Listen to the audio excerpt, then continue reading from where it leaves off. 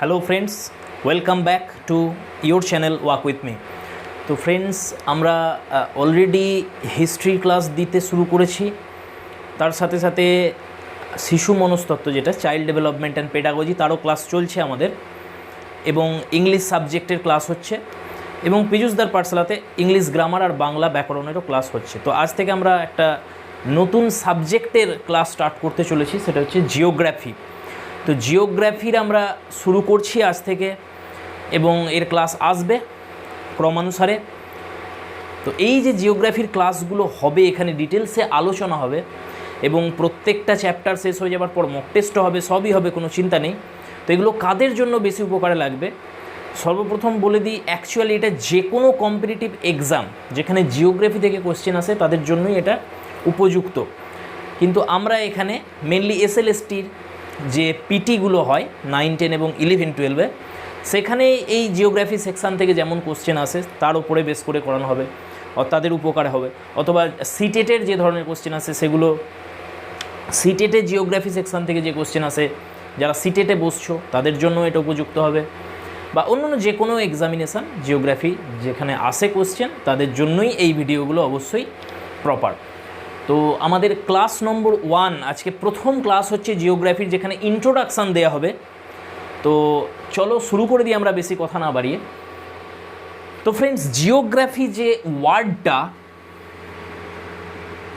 Geography ওয়ার্ডটা দুটো শব্দের সমন্বয়ে তৈরি হয়েছে। এটা একটা গ্রিক ওয়ার্ড, জিও এটাও একটা গ্রিক ওয়ার্ড, গ্রাফোস এটাও গ্রিক ওয়ার্ড।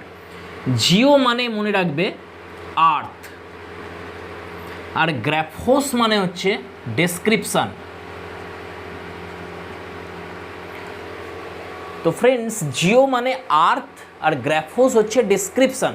তো অ্যাকচুয়ালি জিওগ্রাফি মানে হচ্ছে ডেসক্রিপশান অফ আর্থ, পৃথিবীর বর্ণনা, একেই বলা হয় জিওগ্রাফি। তো এই যে জিওগ্রাফি সাবজেক্টটা, এর জনক কাকে বলা হয়, নামটা ভেরি ভেরি ইম্পর্টেন্ট প্রত্যেকের জন্য, ইরাটোস্থেনিস। ইরাটোস্থেনিস ইনি একজন Greek polymath, Greek astronomer. Astronomy নিয়ে উনি আলোচনা করেছিলেন, অনেক বইও লিখেছিলেন উনি। তো এই ইরাটোস্থেনিস যে সময়কালটা মোটামুটি আমরা ধরে নিই, যেটা 276 থেকে 194 বিসি খ্রিস্টপূর্বাব্দ, 276 থেকে 194 খ্রিস্টপূর্বাব্দ সময়কালে ইনি ছিলেন ইরাটোস্থেনিস। ইনি প্রথম, মানে ভৌগোলিক বলতে পারো, ভূগোলবিদ এনাকেই প্রথম বলতে পারে, যিনি এই জিওগ্রাফি সাবজেক্টের আবিষ্কার করেছিলেন। তো ইনি প্রথম, সর্বপ্রথম আমাদের যে আর্থ রয়েছে পৃথিবী, তার যে সার্কামফারেন্স, পরিধি, সেটা প্রথম নির্ণয় করেন অ্যাকিউরেটলি এই ইরাটোস্থেনিস। এছাড়াও ইনি অনেক প্রপোজাল দিয়েছিলেন আমাদের এই ইউনিভার্স সম্পর্কে। তাছাড়াও ম্যাথামেটিক্সেও ওনার অনেক অবদান ছিল, যেমন নাম্বার সিস্টেমের প্রাইম নাম্বার নির্ণয়ের যে মৌলিক সংখ্যা আমরা নির্ণয় করি, সেগুলোও কিন্তু এই ইরাটোস্থেনিসেরই অবদান। তো এই নামটা অবশ্যই তোমাদের মনে রাখতে হবে। ইনি হচ্ছেন father of geography, Greek astronomer Eratosthenes. যে কিছু শর্ট ফর্ম আছে যেগুলো, যেমন হচ্ছে study of stars. Study of stars, stars নিয়ে যে পড়াশোনা, যে আলোচনা, সেটাকে কি বলে এক কথায়, এটা হচ্ছে ওয়ান ওয়ার্ড সাবস্টিটিউশন। তো স্টাডি অফ স্টার্সকে আমরা বলি যে অ্যাস্ট্রোনমি। অ্যাস্ট্রোলজি নয় ফ্রেন্ডস, অ্যাস্ট্রোনমি। অ্যাস্ট্রোনমি হচ্ছে স্টাডি অফ স্টার্স। নেক্সট হচ্ছে স্টাডি অফ ইউনিভার্স। এই যে ইউনিভার্স, সমগ্র যে ব্রহ্মাণ্ড, সেই ইউনিভার্স নিয়ে যে স্টাডি হয়, সেটাকে কি বলা হয়, সেটাকে বলা হয় কসমোলজি। কসমোলজি বলা হয় সেটাকে। নেক্সট হচ্ছে আমাদের স্টাডি অফ মুন। মুন নিয়ে যে আলোচনাটা হয়, যে পড়াশোনা হয়, সেটার নাম কি, সেটার নাম হচ্ছে সেলেনোলজি। তো ফ্রেন্ডস, স্টাডি অফ মুনকে বলা হয় সেলেনোলজি। তেমনভাবেই আরও একটা দেখি আমরা, স্টাডি অফ প্ল্যানেটস। প্ল্যানেটস নিয়ে যে আলোচনাটা হয় বা যে পড়াশোনাটা হয়, যে সায়েন্সটা, সেটার নাম হচ্ছে প্ল্যানেটোলজি। প্ল্যানেটোলজি। তো ফ্রেন্ডস দেখেছো এগুলো, এই চারটে ভেরি ভেরি ইম্পর্ট্যান্ট, অবশ্যই মনে রাখতে হবে তোমাদের। অ্যাস্ট্রোনমি মানে কি? যে বিজ্ঞানের শাখায় নক্ষত্র নিয়ে আলোচনা হয়, স্টার নিয়ে আলোচনা হয়, সেটাকে বলা হয় অ্যাস্ট্রোনমি। বিজ্ঞানের যে শাখায় সমগ্র ব্রহ্মাণ্ড নিয়ে আলোচনা হয়, ইউনিভার্স নিয়ে, সেটাকে বলা হয় কসমোলজি। বিজ্ঞানের যে শাখায় চাঁদ নিয়ে আলোচনা করা হয়, চাঁদকে, সেটাকে বলা হয় সেলেনোলজি। আর বিজ্ঞানের যে শাখায় প্ল্যানেট নিয়ে আলোচনা করা হয়, সেটাকে বলা হয় প্ল্যানেটোলজি। তো আমরা ফ্রেন্ডস স্টার্ট করছি যেটা দিয়ে, সেটা হচ্ছে কসমোলজি। কারণ ভূগোলের যে কোনো বই খুলবে, তার প্রথম যে চ্যাপ্টার সেটাই হচ্ছে ইউনিভার্স নিয়ে আলোচনা আছে। কারণ পৃথিবীতে পৌঁছতে গেলে পৃথিবীটা এলো কোথা থেকে আমাদের, সেটা আমাদের একটু খুব ছোট করে জানতে হবে। ভাস্ট বিষয় একটা, কিন্তু খুব ছোট করে আমরা কসমোলজির একটা আইডিয়া নেব উইথ ডেটস বা ইয়ার। আমরা সময়টাও দেখব যে ঠিক কোন সময়ে জগৎ সৃষ্টি হয়েছিল, পৃথিবী কোন সময়ে এলো, সূর্য কোন সময় এলো, সব কিছু আমরা ডিসকাশান করব খুব ছোট করে কিন্তু এই কসমোলজির আন্ডারে। তো চলো আমাদের প্রথম ক্লাসে যেহেতু আমাদের ইন্ট্রোডাকশান হচ্ছে, তো আমরা কসমোলজির ইন্ট্রোডাকশান একটু দিই এখানে।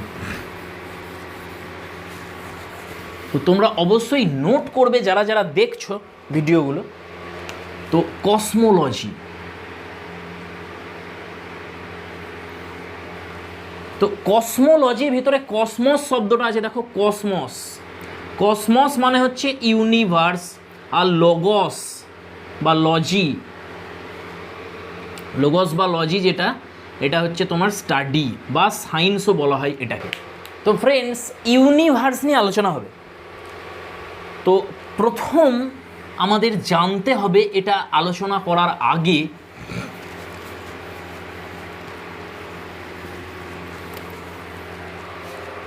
তো ফ্রেন্ডস সর্বপ্রথম বলে নেওয়া ভালো এখানে যে এই যে ইউনিভার্স আমাদের, এটা কি অ্যাকচুয়ালি। ইউনিভার্স যদি আমরা খুব ছোট করে বলতে চাই, সব কিছু যা কিছুর অস্তিত্ব আছে সেগুলোকে একসাথে ইউনিভার্স বলা হয়। সেগুলোর সমষ্টি, যা কিছু এই জগতে আছে, মানুষ, গরু ছাগল, গাছপালা, পৃথিবী, চাঁদ, সূর্য, গ্রহ নক্ষত্র থেকে শুরু করে গ্রহাণুপুঞ্জ, গ্যালাক্সি, নেবুলা, যা কিছু আছে, গ্যাস থেকে শুরু করে স্পেস, এনার্জি, সব কিছু যা কিছুর অস্তিত্ব রয়েছে এই জগতে, সব কিছুর সমষ্টিকে আমরা এক কথায় ইউনিভার্স বলি, বাংলাতে ব্রহ্মাণ্ড বলি আমরা। তো এই যে ব্রহ্মাণ্ড, এর উৎপত্তি অ্যাকচুয়ালি কবে হয়েছিল, এবং একসাথেই কি চাঁদ, পৃথিবী, সূর্য সব একসঙ্গে চলে এসেছিল, নাকি স্টেপ বাই স্টেপ এসেছে, কিভাবে এসেছে, এটা কি স্থির রয়েছে, ইউনিভার্স কি একবার তৈরি হয়েছিল আর ধ্বংস হবে না, নাকি ধ্বংস হবে, নাকি ধ্বংস হলে আর তৈরি হবে না, কিভাবে এগুলো চলে, এই কি প্রসেস, এই সব কিছু নিয়েই আলোচনা হয় এই কসমোলজিতে। তো ইউনিভার্সের যে সৃষ্টির তত্ত্ব, যে থিওরি, সেটা কোনো সিঙ্গল থিওরি নয় ফ্রেন্ডস। বহু দিন ধরে, বহু যুগ ধরে, বহু বছর ধরে বহু বিজ্ঞানীর যে তারা গবেষণা করে আসছেন, বিভিন্ন সায়েন্টিস্ট বিভিন্ন থিওরি দিয়েছেন এই ক্রিয়েশন বা অরিজিন অফ ইউনিভার্সের উপরে। তো অরিজিন অফ ইউনিভার্সের উপরে বহু থিওরি থাকা সত্ত্বেও সবথেকে বেশি যেটা গ্রাহ্য বা ইউনিভার্সালি অ্যাকসেপ্টেড বর্তমানে হয়ে গেছে, সেই থিওরিটার নাম হচ্ছে বিগ ব্যাং থিওরি। এই থিওরিটা নিয়ে আলোচনা করতেই হয় যখন আমরা অরিজিন অফ ইউনিভার্স দেখি। তো প্রথমে আমরা দেখি এই যে বিগ ব্যাং থিওরি, এটা এলো কোথা থেকে। খুব শর্টে, আমরা একেবারেই ডিটেলস এগুলো বলবো না, তো তোমাদের জাস্ট নামগুলো আর সালগুলো মনে রাখতে হবে এখানে। তো যে ব্যক্তি এই প্রপোজালটা দিয়েছিলেন, একজন বিজ্ঞানী কী করেন, উনি কিছু অবজার্ভ করেন, কিছু দেখেন, সেই প্রকৃতিতে কিছু দেখার পরে, অবজার্ভ করার পরে উনি একটা হাইপোথেসিস দেন যে এইভাবে হলে এইটা এসেছে, বা এইভাবে হয়ে এটা পরিণত হয়েছে, এখান থেকে এটা এসেছে। তো এই জিনিসটা হচ্ছে হাইপোথেসিস, যে এটা হতে পারে। এবার এই হাইপোথেসিসটার উপরে গবেষণা হয়, গবেষণার হওয়ার পর যদি এটা প্রমাণিত হয় উপযুক্ত ম্যাটেরিয়াল এভিডেন্সের সঙ্গে, তখন সেটা আমাদের টেক্সট বুকে স্থান পায় এবং মান্য হয় বিজ্ঞানীদের কাছে, না এটা সঠিক। তো ফ্রেন্ডস এরকম একটা হাইপোথেসিস দিয়েছিলেন যে ব্যক্তি, গুরুত্বপূর্ণ নাম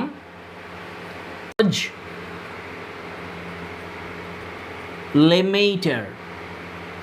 এই যে জর্জ লেমেইটার একটা থিওরি দেন 1927, যেখানে আমরা প্রাইমাল অ্যাটম এই কনসেপ্টটা আমরা পাচ্ছি ওনার 1927-এর এই হাইপোথিসিস থেকে। উনি কি বলছেন, এই যে ব্রহ্মাণ্ড, এই যে ইউনিভার্স, এটা এত বিশাল আমরা দেখছি এখন, এটা কিন্তু একটা যখন শুরুতে ছিল এটা এত বিশাল ছিল না, এটা একটাই মাত্র বিন্দুতে কনসেন্ট্রেটেড ছিল, ঘনীভূত হয়েছিল একটা ছোট্ট মাত্র বিন্দুতে, একটা পয়েন্টে, যেটার নাম উনি দিয়েছিলেন প্রাইমাল অ্যাটম। তো এই প্রাইমাল অ্যাটমের যে আইডিয়াটা, যে কনসেপ্টটা, এই হাইপোথিসিসটা প্রথম জর্জ লেমেইটার 1927 দিয়েছিলেন। এইবার কি হলো, গবেষণা চলতে থাকলো এটা নিয়ে, ম্যাটেরিয়াল এভিডেন্স তখনও পাওয়া যায়নি এটার। এর 2 বছর পরে আরেকজন বিজ্ঞানী, যার নাম হচ্ছে এডুইন হাবল, এই এডুইন হাবল আর একটা কনসেপ্ট নিয়ে আসেন, একটা, এটা কিন্তু অ্যাকচুয়াল হাইপোথিসিস নয়, এটা এভিডেন্স, ফিজিক্যাল এভিডেন্স ছিল। এটাকে উনি বলেছিলেন রেড শিফট। 1929 এডুইন হাবল লক্ষ্য করেন, যখন উনি গ্যালাক্সি পর্যবেক্ষণ করছিলেন, অবজার্ভ করছিলেন, উনি দেখেন যে দুটো গ্যালাক্সির মাঝের যে ডিস্টেন্সটা, সেটা ক্রমশ বৃদ্ধিপ্রাপ্ত হচ্ছে, সেটা ধীরে ধীরে গ্রো করছে, বাড়ছে। এই জিনিসটাকে উনি নাম দিয়েছিলেন রেড শিফট।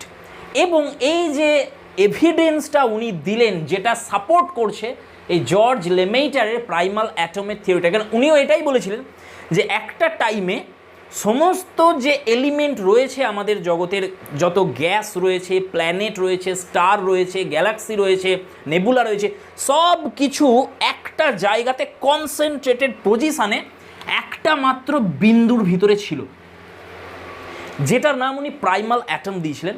এবং এরপরে একটা বিস্ফোরণ হয় বিশাল। এই বিস্ফোরণের ফলে এগুলো কি হয়, ধীরে ধীরে ছড়িয়ে যেতে থাকে, এক্সপ্যান্ড করতে থাকে। তো এইটার যে এভিডেন্স, সেটা এই এডুইন হাবলের গবেষণা থেকে পাওয়া যাচ্ছে যে সত্যিই দুটো গ্যালাক্সি একে অপরের থেকে দেখা যাচ্ছে যে দূরে সরে যাচ্ছে আস্তে আস্তে। তার মানে একটা টাইমে কাছে ছিল, আস্তে আস্তে দূরে যাচ্ছে। সেইভাবে যদি আমরা পিছন দিকে যাই, তাহলে দেখব যে একটা পয়েন্ট এসে মিলে যাচ্ছে সব কিছু। তাহলে এই পয়েন্টটাই হচ্ছে প্রাইমাল অ্যাটম বা প্রিমিভাল অ্যাটম নাম দিয়েছে অনেকে এটাকে। তো এইবার এই যে তাহলে হাইপোথিসিসটা, এটারই নাম হচ্ছে বিগ ব্যাং। এটাকে থিওরিও বলতে পারো, এটাকে হাইপোথিসিসই বলতে পারো। যে কোনো ল যেটা আমরা পড়ি, সেটা ল হওয়ার আগে অবশ্যই সেটা থিওরি বা হাইপোথিসিস পজিশানে থাকে, কিন্তু একটা পয়েন্টের পর যখন বহু বিজ্ঞানীর সহমত হয় সেটাতে, তখন সেটার কেবলমাত্র হাইপোথিসিস থাকে না, সেটা থিওরি হয়ে যায়। এবং সে থিওরিটা আবার পরবর্তীকালে লয়েতেও পরিণত হয়, প্রমাণিত হয়ে যায়। তো অনেক সময় আমরা ল বলি না, সেটাকে থিওরি বলি, কিন্তু সেটা ইউনিভার্সালি অ্যাকসেপ্টেড থাকে। তো দেখো এবার এই যে থিওরিটা ইনি দিয়েছিলেন জর্জ লেমেইটার 1927-এ প্রাইমাল অ্যাটমের বা বিগ ব্যাংয়ের আমরা বলতে পারি, এনার মত অনুযায়ী যে অ্যাকচুয়ালি বিগ ব্যাং থিওরিটা ডেকেডস আফটার ডেকেডস সেটা বছর পর বছর কিন্তু ধীরে ধীরে এটা গ্রো করেছে। এই থিওরিটা প্রথম দিনই, আজকে আমরা যতটা জানতে পেরেছি বিগ ব্যাং সম্পর্কে, প্রথম দিনই 1987 লেমেইটার অতটা বলেননি, অনেক গবেষণার পর এটা জানা গেছে। এবং এই থিওরিটা আবিষ্কার হওয়ার সঙ্গে সঙ্গেই কিন্তু দুটো গ্রুপ হয়ে যায় সায়েন্টিস্টদের মধ্যে, একটা গ্রুপ সাপোর্ট করে এটাকে বিগ ব্যাংকে, আর একটা গ্রুপ কিন্তু বিরোধিতা করে। তো আমরা দেখতে পাবো যে 1964-এর পর থেকে এর বিরোধ একেবারেই কমে যায় এবং ইউনিভার্সালি অ্যাকসেপ্টেড হয়ে যায় এই থিওরিটা। তো এই থিওরি অনুযায়ী যে বিগ ব্যাং হয়েছে, এই বিশ্বব্রহ্মাণ্ডের বললাম যে যত এলিমেন্ট রয়েছে, যত স্টার রয়েছে, যত প্ল্যানেট রয়েছে, যত গ্যাস রয়েছে, নেবুলা রয়েছে, গ্যালাক্সি রয়েছে, সব কিছু একটা পয়েন্টে কনসেন্ট্রেটেড ছিল। যেহেতু একটা পয়েন্টে কনসেন্ট্রেটেড ছিল, সেই জন্য এই যে পয়েন্টটা, এর টেম্পারেচার ইনফিনিটিভ ছিল, ইনফিনিটি টেম্পারেচার যেটা, এর যে তাপমাত্রা এর, সেটা ইনফাইনাইট, অসীম টেম্পারেচার ছিল। কত ডিগ্রি কোনো কাউন্টলেস এটা। আনকাউন্টেবল টেম্পারেচার এই পয়েন্টে ছিল, এবং এর যে ঘনত্ব ডেনসিটি বলি আমরা যেটাকে, এর ডেনসিটিটাও আমরা দেখতে পাবো ইনফাইনাইট, অর্থাৎ এর ঘনত্বও ইনফাইনাইট ছিল, ডেনসিটিও ইনফাইনাইট ছিল এবং টেম্পারেচারও ইনফাইনাইট ছিল। এইবার এক্সপ্লোশন ঘটলো, এই ইনফাইনাইট টেম্পারেচার আর ইনফাইনাইট ডেনসিটির কারণে একটা এক্সপ্লোশন ঘটলো, ব্লাস্টিং হলো একটা এর ভিতরে। এই যে বিস্ফোরণটা হলো, এই বিস্ফোরণের ফলেই আমাদের সব কিছু সৃষ্টি হয়েছে।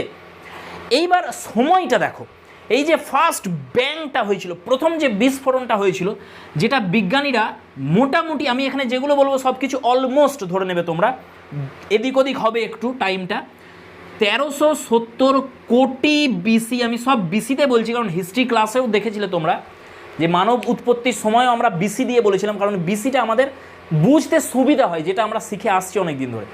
তো 1370 কোটি খ্রিস্টপূর্বাব্দে প্রথম বিগ ব্যাং হয়েছিল আমরা ধরে নিচ্ছি, বা সায়েন্টিস্টরা যেটা আমাদের এখনো পর্যন্ত জানাচ্ছেন। তো এইটাই হচ্ছে ইউনিভার্স সৃষ্টির সময়। বোঝা গেছে তাহলে যে আমাদের এই যে ব্রহ্মাণ্ড, এই যে ইউনিভার্স কবে সৃষ্টি হয়েছিল? এর অ্যান্সার হচ্ছে 1370 কোটি খ্রিস্টপূর্বাব্দে সৃষ্টি হয়েছিল আমাদের এই ব্রহ্মাণ্ড, এই যে ইউনিভার্স। তো এই ব্যাংটা হওয়ার ফলে কি হলো, হিউজ পরিমাণে এই যে ম্যাটারগুলো ছিল, অ্যাকচুয়ালি এর ভিতরে এনার্জি ম্যাটার এক জায়গায় ছিল। এবার যখন ব্লাস্টিং হচ্ছে, ঠিক ব্লাস্টিংটা হওয়ার 3 মিনিট পর, 3 মিনিটস, ঠিক 3 মিনিট পর প্রথম পরমাণু তৈরি হয়, ফার্স্ট অ্যাটম তৈরি হয়েছিল। এর ঠিক 3 মিনিট বিগ ব্যাংটা হওয়ার পরে প্রথম অ্যাটম, তাহলে অ্যাটম জানি আমরা পরমাণু, ইলেকট্রন, প্রোটন আর নিউট্রন নিয়ে তৈরি হয়, মানে first electron, first proton, first neutron. আমরা দেখছি যে ঠিক 3 মিনিট পরে বিগ ব্যাং এটা তৈরি হচ্ছে। মানে ফার্স্ট তুমি একটা ধরে নাও, এখানে পয়েন্ট একটা, সেখান থেকে 3, মানে 1 থেকে 3 হচ্ছে ঠিক 3 মিনিটের মধ্যে, এটা আমরা দেখতে পাচ্ছি এখানে। তো এইবার এই যে ফার্স্ট অ্যাটম তৈরি হলো, এইখানে স্টপ হলো না, এবার এক্সপ্যান্ড করতে আরম্ভ করেছে। যখনই ব্লাস্টিং হয়েছে, ব্যাং হয়েছে, তখনই এটা বাড়তে শুরু করেছে, গ্রো করতে শুরু করেছে, একটা অ্যাটম তৈরি হয়েছে। এবার ফার্স্ট ব্যাংকের সময়ও, ফার্স্ট ব্যাং যখন হয়েছিল তখন এর হিউজ টেম্পারেচার ছিল, আমরা যেটা সায়েন্টিস্টরা যেটা আমাদের জানাচ্ছে যে প্রায় 1500 কোটি ডিগ্রি সেলসিয়াস। দেখতে পাচ্ছ নাম্বারটা ফ্রেন্ডস, 1500 কোটি ডিগ্রি সেলসিয়াস তাপমাত্রা ছিল সেই সময়। তো এইখানেও ক্রিয়েশন সম্ভব নয় এই টেম্পারেচারে। এইবার আমরা দেখতে পাচ্ছি যে প্রায় ধরে নিচ্ছি আমরা 3 লাখ বছর, 3 লাখ বছর পরে, ঠিক এরপরে এই যে ফার্স্ট ব্যাং হয়েছিল এবং প্রথম অ্যাটম তৈরি হয়েছিল 3 মিনিট, এরকম এবার 3 লাখ বছর পরে আমরা দেখতে পাচ্ছি কি হচ্ছে, টেম্পারেচার হিউজলি ড্রপ করে যাচ্ছে এবং এইখানে টেম্পারেচারটা 4200 ডিগ্রি সেলসিয়াসে নেমে আসছে। এবার 3 লাখ বছর পরে, কার 3 লাখ বছর পর? 1370 কোটি খ্রিস্টপূর্বাব্দে 3 লাখ বছর পরে 4200 ডিগ্রি সেলসিয়াসের তাপমাত্রা নেমে আসছে, এটা ড্রপ করছে, ডিক্রিজ করে যাচ্ছে। এবং এইখানে আমরা দেখতে পাচ্ছি সর্বপ্রথম ম্যাটার তৈরি হচ্ছে, অ্যাটমিক ম্যাটার, পদার্থ। ম্যাটার মানে তোমরা যা কিছু দেখতে পাও এই জগতে, এই যে সূর্য, চন্দ্র, পৃথিবী থেকে শুরু করে এই যে আমরা, আমার হাতের এই পেনটা পর্যন্ত সব কিছুই ম্যাটার। এবং এই প্রত্যেকটা ম্যাটারকে যদি আমরা ভাঙতে থাকি, দেখব এগুলো অণু দিয়ে তৈরি হয়েছে। এবং সেই মলিকিউল, সেই মলিকিউলগুলোকে যদি আমরা ভাঙি, আমরা দেখতে পাবো অ্যাটম। সেই অ্যাটমকে ভাঙলে আমরা ইলেকট্রন, প্রোটন, নিউট্রন পাবো, যেগুলোকে আর ভাঙা যায় না। তো এই যে ম্যাটার তৈরি হচ্ছে, তাহলে এই আমরা দেখতে পাচ্ছি 3 লাখ বছর পরে, এই 1370 বিসি 3 লাখ বছর পরে যখন টেম্পারেচারটা 1500 কোটি ডিগ্রি সেলসিয়াস থেকে 4200 ডিগ্রি সেলসিয়াসে নেমে আসছে, তখন অ্যাটমিক ম্যাটার তৈরি হচ্ছে এবং ফার্স্ট গ্যালাক্সি, যেটাকে আমরা বলি যে গ্যালাক্সির ফরমেশান শুরু হচ্ছে। গ্যালাক্সির ফরমেশান এইখান থেকে স্টার্ট হচ্ছে এবং এখনও পর্যন্ত যে ইউনিভার্সের যে স্থিতিটা ছিল, যে অবস্থাটা ছিল, সেটা দৃষ্টিগ্রাহ্য ছিল না, সেটা দেখার মতন ছিল না, কারণ ইউনিভার্স ট্রান্সপারেন্ট ছিল না। লাইট যে স্যুপটা ছিল তার ভিতর দিয়ে লাইট গমনাগমন করতে পারতো না। এইবার ঠিক এই সময়টাতে আমরা দেখতে পাচ্ছি 3 লাখ বছর পরে ইউনিভার্স প্রথম ট্রান্সপারেন্ট হচ্ছে এবং ফার্স্ট লাইট যেটা কসমিক যে ওয়েভ, মাইক্রোওয়েভ, সেটা প্রথম দৃষ্টিগোচর হচ্ছে। এই যে থিওরিটা আমি বলছি যে কসমিক লাইট বা কসমিক মাইক্রোওয়েভের থিওরি, এটাকে বলা হয় সিএমবি। সিএমবি হচ্ছে কসমিক মাইক্রোওয়েভ ব্যাকগ্রাউন্ড। এটা দিয়েছিলেন রাল্ফ আলফার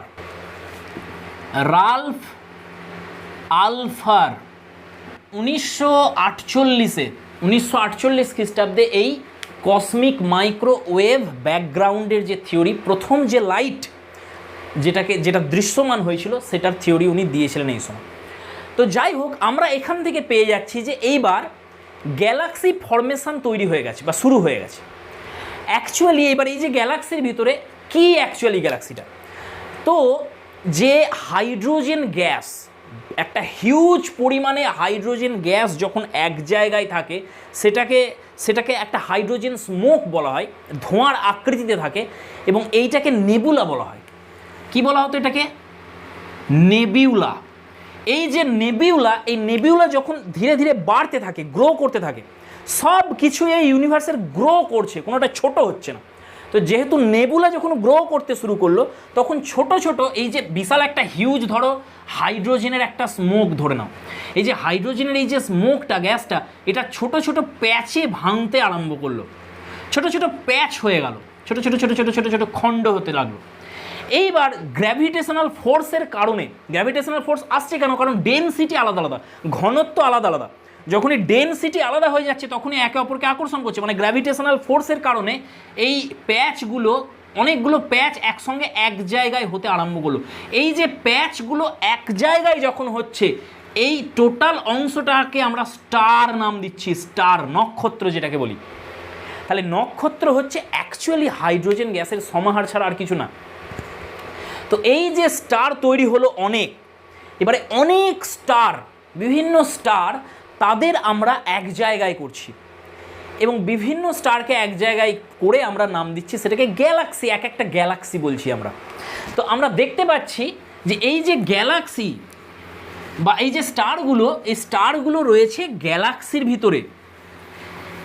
তাহলে গ্যালাক্সি থেকে নেবুলা, নেবুলা থেকে স্টার এবং এই স্টার থেকে আসছে প্ল্যানেট।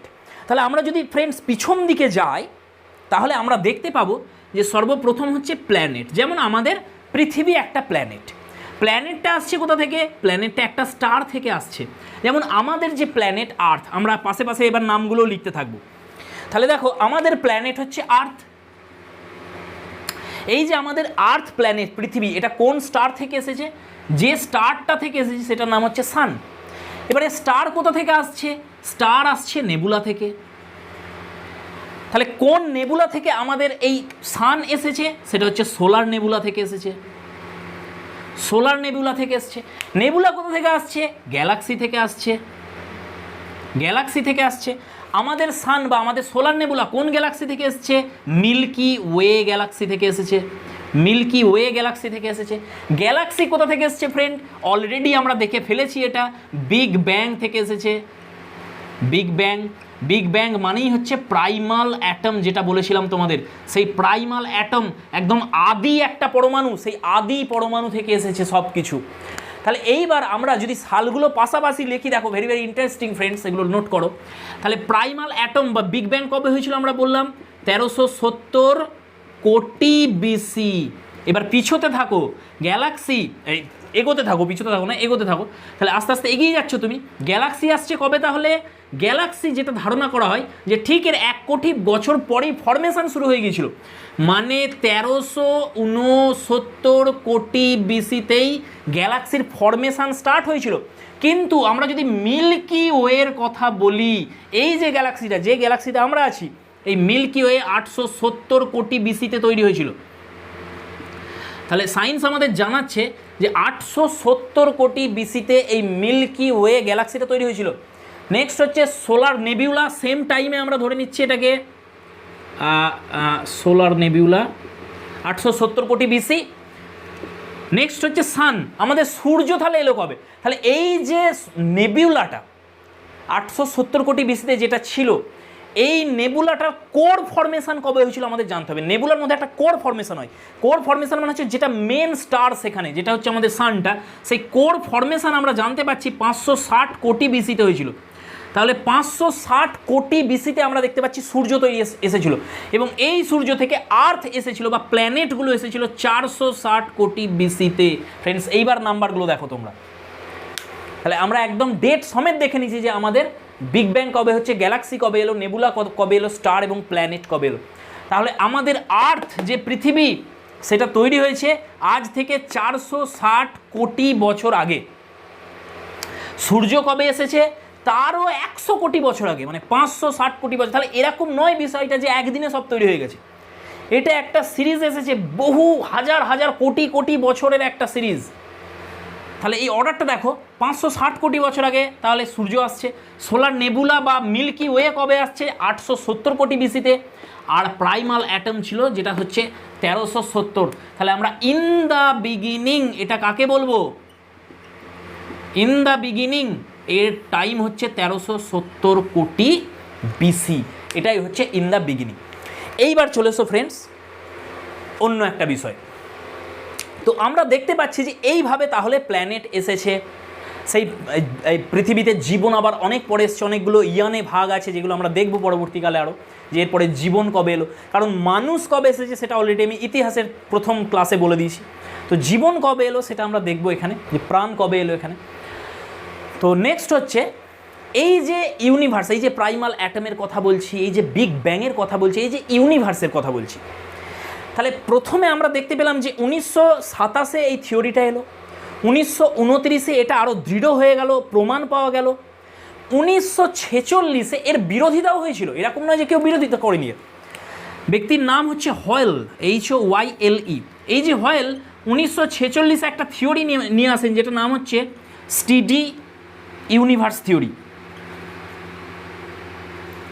স্টেডি ইউনিভার্স, উনি বলেছিলেন যে ইউনিভার্স অ্যাকচুয়ালি এই থিওরি অনুযায়ী এটা গ্রো করছে, আস্তে আস্তে বাড়ছে, বিগ ব্যাংয়ের ফলে তৈরি হয়েছে, আবার বাড়তে বাড়তে ধীরে ধীরে আবার এটা একটা টাইমে এসে সংকুচিতও হবে, যেমন একটা বেলুন একটা টাইমের পর কী হয়, ব্লাস্ট করে যায় বাড়তে বাড়তে, এবং সেটা আবার একটা পয়েন্টে চলে আসে।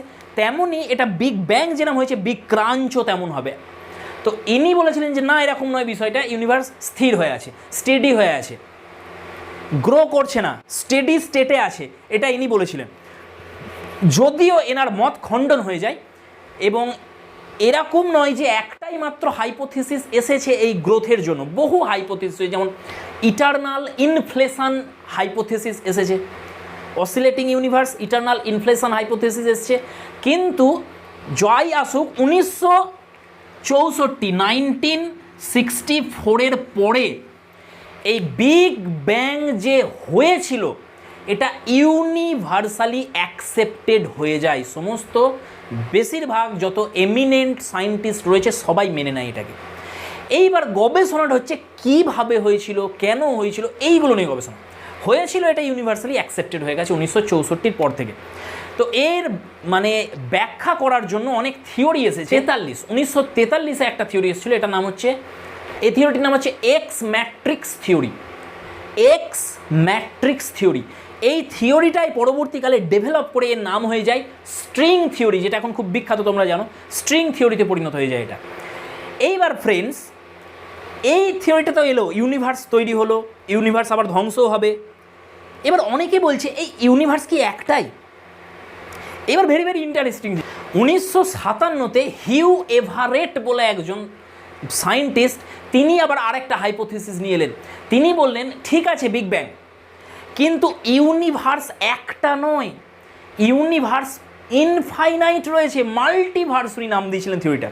তাহলে 1957-তে হিউ এভারেটের হাইপোথিসিস ছিল মাল্টিভার্স হাইপোথিসিস, অনেক ইউনিভার্স রয়েছে, কোনো একটা সিঙ্গেল ইউনিভার্স নেই এরকম। নেক্সট আবার যেটা রিসেন্ট 2001-এ আর একটা থিওরি এসছে, এটার নাম হচ্ছে, এটা আবার আরও ইন্টারেস্টিং, এটার নাম হচ্ছে সাইক্লিক কসমোলজি হাইপোথিসিস বা থিওরি। কি সাইক্লিক কসমোলজি হাইপোথিসিস বা থিওরি, এটা 2001-এ পল স্টেইনহার্ট 2001-এ পল স্টেইনহার্ট বলে একজন বিজ্ঞানী নিয়ে এসেছেন।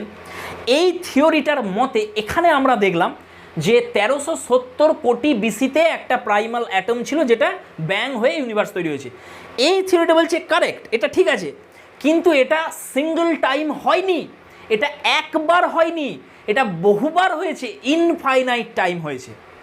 উনি বলছেন যে এই যে বিগ ব্যাং হচ্ছে আবার বিগ ক্রাঞ্চ হচ্ছে, আবার বিগ ব্যাং হচ্ছে আবার বিগ ক্রাঞ্চ হচ্ছে, অর্থাৎ কসমোস বা ইউনিভার্স তৈরি হচ্ছে, ধ্বংস হচ্ছে, আবার তৈরি হচ্ছে, আবার ধ্বংস হচ্ছে, এটা ইনফাইনাইট সাইকেলে চলছে। এটা 2001-এ এই থিওরিটা উনি নিয়ে এসেছেন। এটার নাম হচ্ছে সাইক্লিক কসমোলজি থিওরি। তো ফ্রেন্ডস, আমাদের প্রথম ক্লাস এতটাই রাখি আমরা। নেক্সট দিন আমরা সোলার সিস্টেমের ভিতরে চলে যাব। আমরা অলরেডি দেখে নিয়েছি যে গ্যালাক্সি, নেবুলা, স্টার, প্ল্যানেট এসব কবে এসেছে দেখে নিয়েছি। আমাদের পৃথিবী সান থেকে এসেছে, সান সোলার নেবুলা থেকে এসছে, সোলার নেবুলা মিল্কি ওয়ে থেকে এসছে, এতটা দেখে নিয়েছি। এর পরের দিন আমরা সোলার সিস্টেম নিয়ে আলোচনা করব। তো আজকে এতটাই। তোমরা অবশ্যই দেখতে থাকো ক্লাসগুলো, অবশ্যই খুব ইন্টারেস্টিং হচ্ছে, আমি আশা করছি তোমাদের ভালো লাগছে। তো তোমরা শেয়ার করবে এবং অন্যান্য ক্লাসগুলোও দেখবে, এবং পীযূষদার পাঠশালা অবশ্যই সাবস্ক্রাইব করবে ইংরাজি গ্রামার এবং বাংলা ব্যাকরণ শেখার জন্য। তো দিস মাচ ফর টুডে, দেখা হচ্ছে নেক্সট ভিডিও।